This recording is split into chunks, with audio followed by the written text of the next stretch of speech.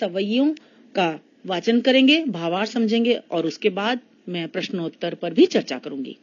बच्चों, सवैये का जिस तरह से वाचन किया जाता है आइए वैसे ही करें। मानुष हो तो वही रस खानी, बसों ब्रज गोकुल गांव के ग्वारन। जो पशु हो तो कहा बस मेरो चरो, नित नंद की धेनु मंझारन। पाहन हो तो वही गिरी को, जो कियो हरि छत्र पुरंदर धारन।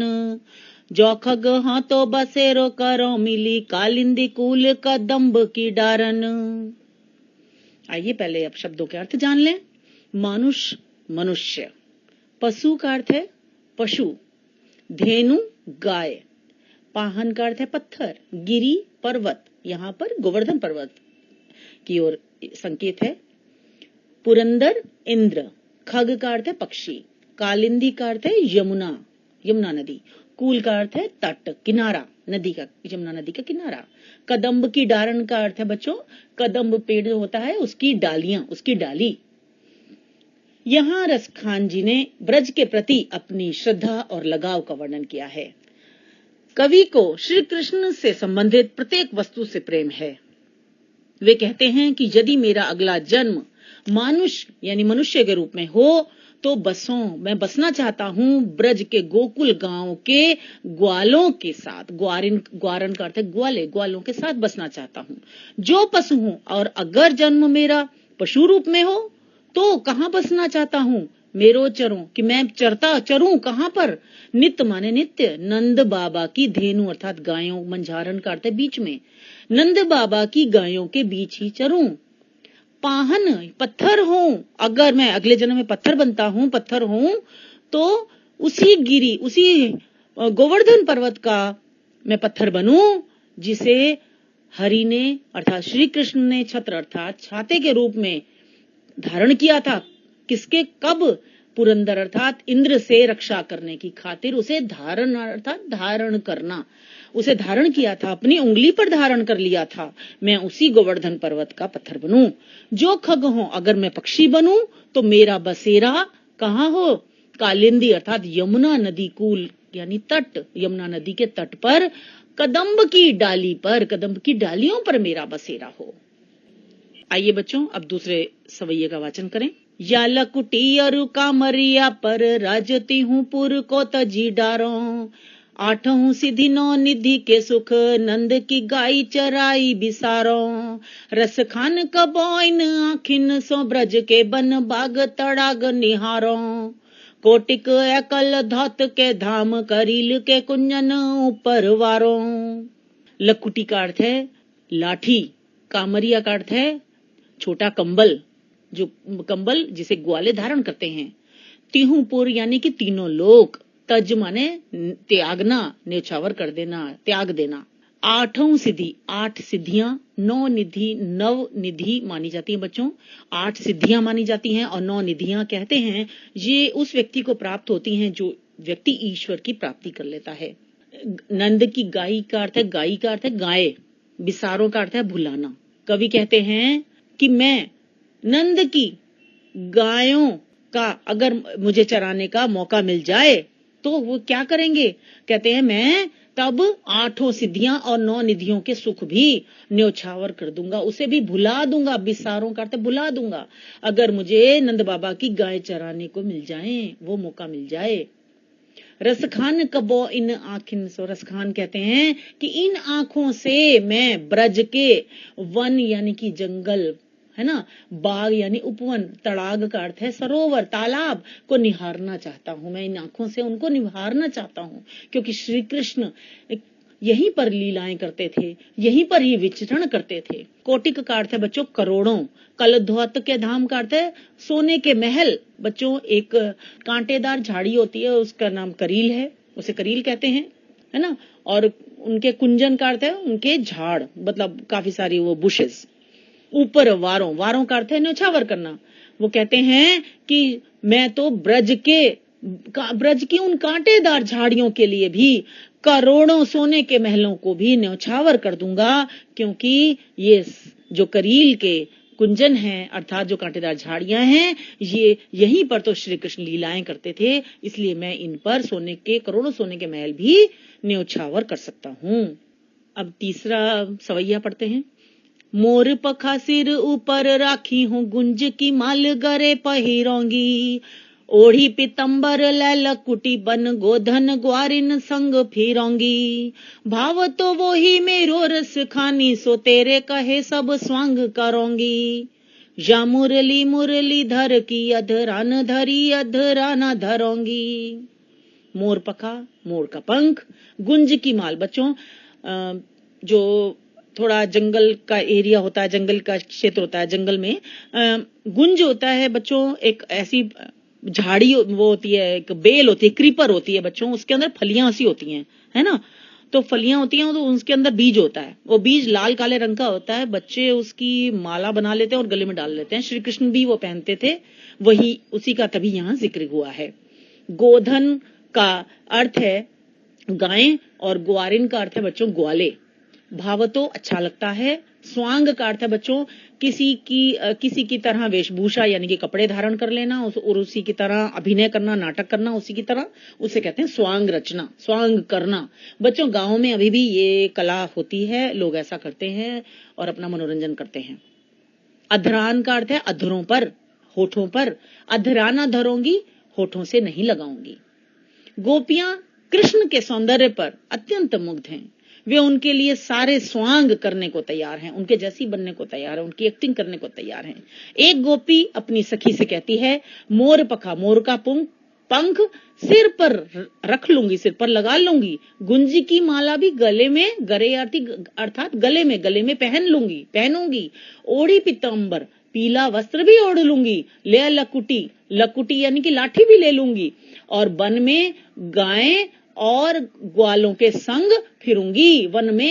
मैं वन में गायों और ग्वालों के संग भी फिरूंगी। भाव तो वो ही मेरो रस खानी, सो तेरे, मुझे वो सब कुछ जो श्री कृष्ण को जो कुछ भी अच्छा लगता है, हे सखी तेरे कहे अनुसार सब स्वांग करूंगी, मैं सारा स्वांग करूंगी।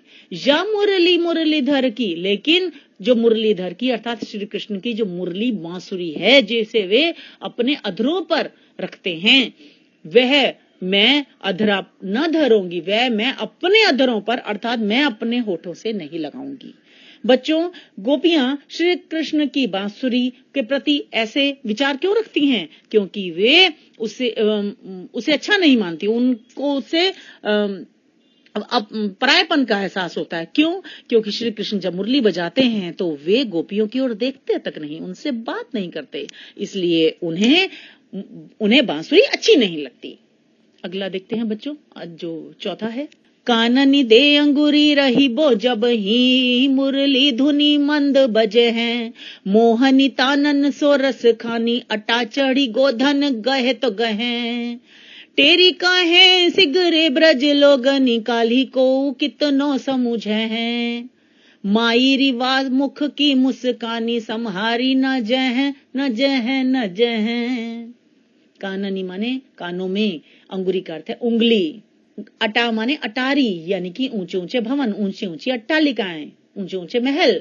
गोधन का अर्थ है बच्चों, यहाँ पर गोधन का अर्थ है बच्चों एक लोक गीत जो फागुन का लोकगीत है, गोधन है उसका नाम, वो उसका जिक्र है, उसकी बात कही गई है। टेरी माने पुकारना, पुकार कर। सिगरे माने सारे। मायरी माने हे मारी, हे मेरी माँ। संहारी न जह, संभाला नहीं जाता, नहीं जाता, नहीं जाता, है ना। आइए अब समझते हैं। गोपियां श्री कृष्ण की मुस्कान पर अत्यंत मोहित हैं। एक गोपी कहती है कि जब ही यानी कि जब मुरली की धुन बजेगी और श्री कृष्ण मंद मंद मुरली बजाएंगे, काननी कानों में दे उंगरी रही बो, मैं उंगली दे दूंगी ताकि मैं वो मधुरतान न सुन सकूं। मोहिनी तानन सोरस खानी अटा चढ़ी गोधन गए हैं तो गए हैं। वो कहती है कि चाहे श्री कृष्ण ऊंची ऊंची अट्टालिकाओं पर चढ़कर गोधन गाएं तो गाते हैं तो गाएं, मुझे कोई असर नहीं होगा। तेरी कहो सिगरे ब्रज लोगनी, मैं सारे, सिगरे माने सारे, ब्रज के लोगों को पुकार कर कहना चाहती हूँ, कल कल कोई मुझे कितना ही समझाए, है ना, मायरी है माँ मेरी, हे माँ, वाह मुख, उनके मुख की, श्री कृष्ण के मुख की मुस्कान तो संभाली नहीं जाएगी, नहीं जाएगी, नहीं जाएगी। अर्थात मैं उस मुस्कान के वशीभूत होकर श्री कृष्ण के निकट दौड़ी चली जाऊंगी, मैं रुक नहीं पाऊंगी। अर्थात उनकी मुस्कान इतनी प्यारी, इतनी मनमोहक है कि मैं उसके प्रति आकृष्ट हो ही जाऊंगी। आइए बच्चों, अब प्रश्नोत्तर देख लेते हैं। पहला, ब्रज भूमि के प्रति कवि का प्रेम किन किन रूपों में अभिव्यक्त हुआ है? ब्रज भूमि के प्रति कवि का प्रेम निम्नलिखित रूपों में अभिव्यक्त हुआ है। पहला, वे कहते हैं कि यदि मनुष्य रूप में वे जन्म लें तो वे ब्रज के गोकुल गांव में ही ग्वालों के बीच ही बसना चाहते हैं। अगला पॉइंट, यदि उनका जन्म पशु रूप में हो तो वे नंद बाबा की गायों के मध्य ही चरना चाहते हैं। यदि वे पत्थर रूप में जन्म लें, यदि उनका पत्थर के रूप में जन्म हो तो वे गोवर्धन पर्वत का पत्थर ही बनना पसंद करेंगे, जिसे श्री कृष्ण ने अपनी उंगली पर धारण किया था, जिस पर्वत को श्री कृष्ण ने अपनी उंगली पर धारण किया था। इसी प्रकार का उदाहरण देते हुए आप ये उत्तर लिख सकते हैं।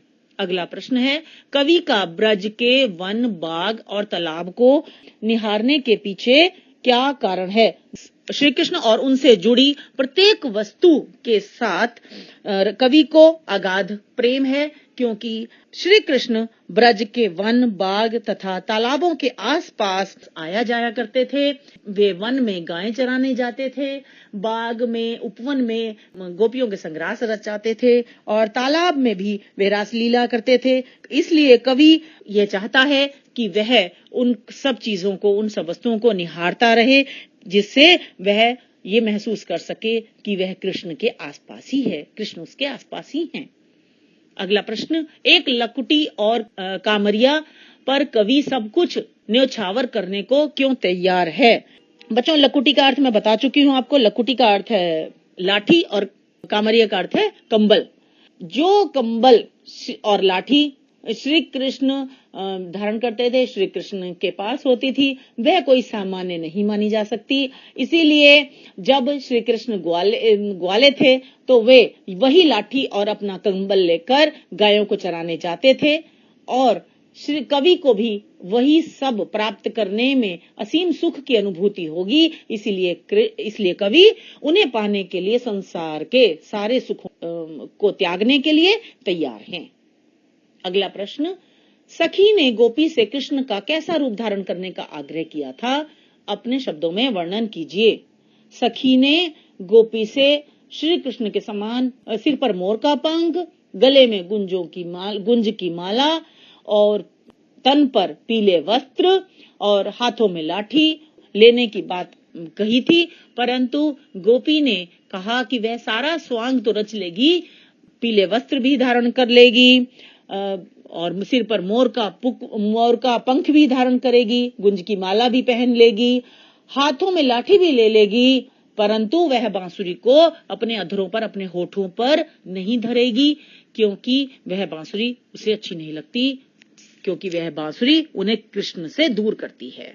5वां प्रश्न है, आपके विचार से कवि पशु, पक्षी और पहाड़ के रूप में भी कृष्ण का सानिध्य क्यों प्राप्त करना चाहता है? इसका उत्तर बच्चों आप ऐसे लिख सकते हैं, कवि श्री कृष्ण का अनन्य भक्त है। वह चाहता है कि किसी भी रूप में वह रहे, वह उसका जन्म किसी भी रूप में हो, परंतु वह श्री कृष्ण से दूर नहीं जाना चाहता।